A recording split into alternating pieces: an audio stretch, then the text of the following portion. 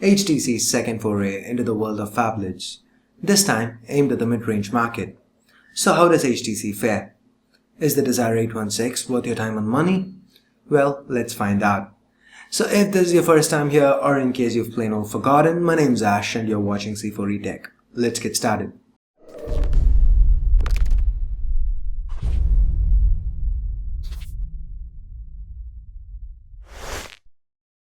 At first glance, the Desire 816 resembles the HTC One Max. The big display, front-facing stereo speakers, but being a mid-range device, there are compromises that have been made. The Desire 816 is built out of plastic, and while that doesn't do much for its looks, it does help keep the weight down, but I feel the back could have been better. The glossy back is a fingerprint magnet. I wish HTC could have used the same matte plastic that they've used for the front and the sides. Then we get to the button placements, and frankly, they're horrible. There's no other way to say it. Top left for both the power key and the volume rockers. What were they thinking? It is very hard to reach and makes single-handed usage almost impossible.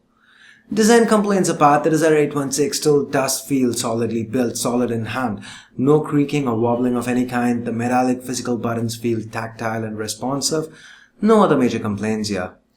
Between the stereo speakers, we have a 5.5-inch 720p SuperLCD 2 display. This means a pixel density of 267 pixels per inch. While it's not the sharpest of displays, it definitely is not bad. This display produces very natural colors and boasts of amazing viewing angles. It's also not too reflective, so sunlight legibility is pretty good too. To the right, we have a flap that houses the dual nano SIM slots and a microSD card slot. That's great given that the Desire 816 only has 8 gigs of memory on board, of which only about 4 gigs are usable. It does support microSD cards up to 128 gigs, and additionally the microUSB port at the bottom supports USB OTG, which means you can plug in a mouse or even a flash drive using an OTG cable. Underneath the hood, the Desire 816 is powered by the Snapdragon 400 chipset. This houses 4 Cortex A7 cores clocked at 1.6 GHz each, coupled with an Adreno 305 GPU and 1.5 GB of RAM. The performance for the most part is good, and the 816 even managed to run quite a few intensive games smoothly. Adreno 305 is pretty robust for the most part. Audio quality was a nice surprise. Unlike everything else that we've seen so far, the audio quality via both the internal speakers and the earphones is great, as in HTC One M8 levels of great.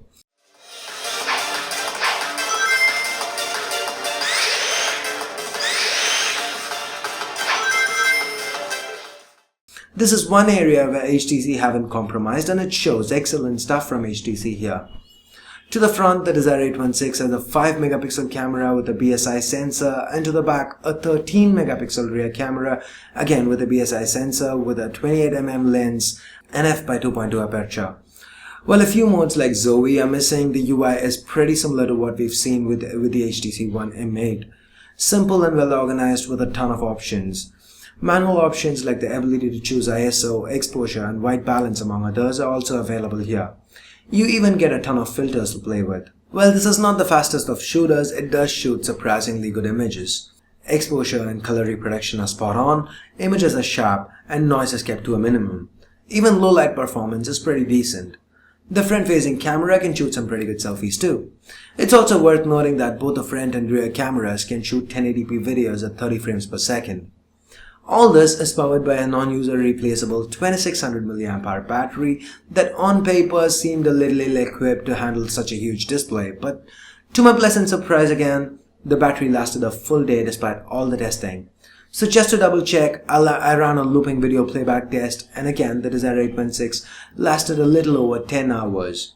So even with moderate to heavy usage, getting through a full day on a single charge shouldn't be an issue.